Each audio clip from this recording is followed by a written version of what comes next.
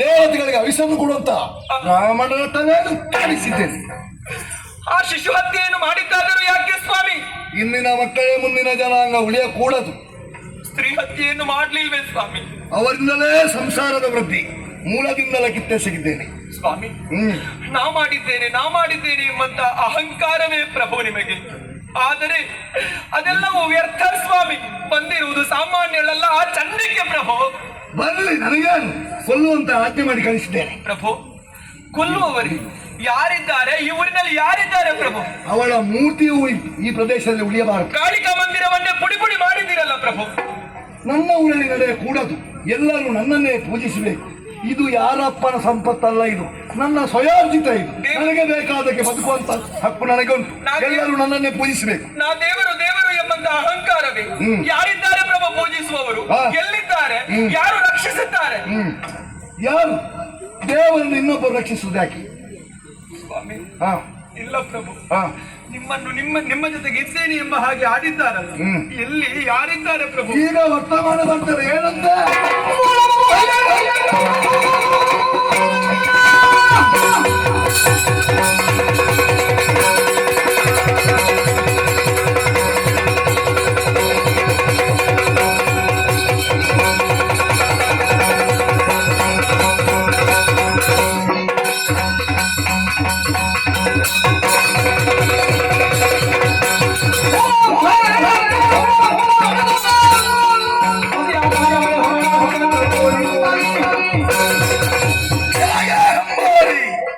ವಿಜಯದ ಗರಿಯುಳನ್ನೇ ಹಾರಾಡುತ್ತಿದ್ದ ನನ್ನ ವಿಜಯ ಪಕ್ಷಿಗಳಕ್ಕೆ ಇದು ಈಗ ನನ್ನ ಕೊಲ್ತೇನೆ ಹೊರಟೆ.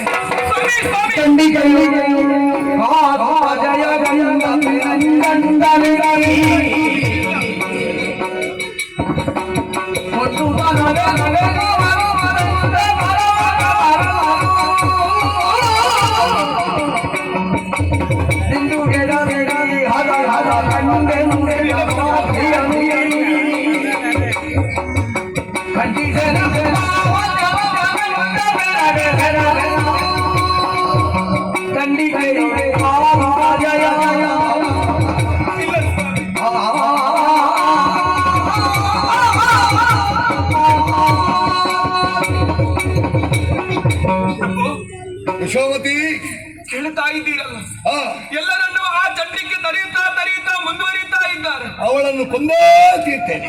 ಯಾವ ಬಲವನ್ನು ಉಪಯೋಗಿಸಿಕೊಳ್ಳುವುದಕ್ಕಾಗಿ ಮುಂದಾಗಿದ್ದೀರಿ ಸ್ವಾಮಿ? ನನಗೆ ಯಾರ ಬಲದಲ್ಲಿ ಕಡಿಮೆ, ನಮ್ಮನ್ನು ಅಭ್ಯರ್ಥವಾದ ಬಲ. ಅದನ್ನು ಯಾವಾಗಲೂ ನೀವು ಕಳೆದುಕೊಂಡಿದ್ದೀರಾ ಪ್ರಭು? ಗಾಯತ್ರಿ ಮಂತ್ರದ ಪಠನೆಯ ಬಲವು. ನಿಮ್ಮ ಈ ಮೊಂಡು ಆಟದಿಂದ ಗಾಯತ್ರಿ ಮಂತ್ರವನ್ನು ಪಠಿಸುವುದನ್ನೇ ನಿಲ್ಲಿಸಿಬಿಟ್ಟಿದ್ದೀರಿ. ಆಗಲಿ, ನಿನ್ನ ಸತೀತ್ವದ ಬಲವೇ ಉಂಟು.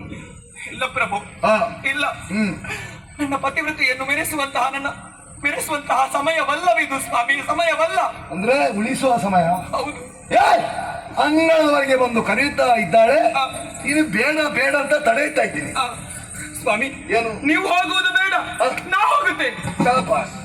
ಮುಳ್ಳನ್ನು ಮುಳ್ಳಿಂದಲೇ ತೆಗಿಬೇಕು.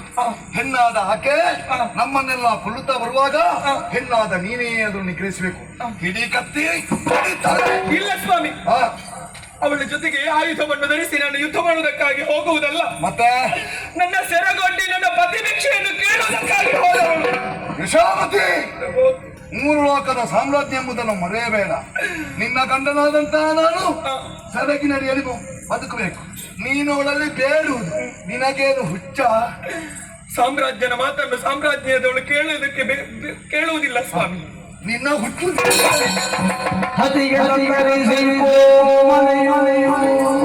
ತನ್ನ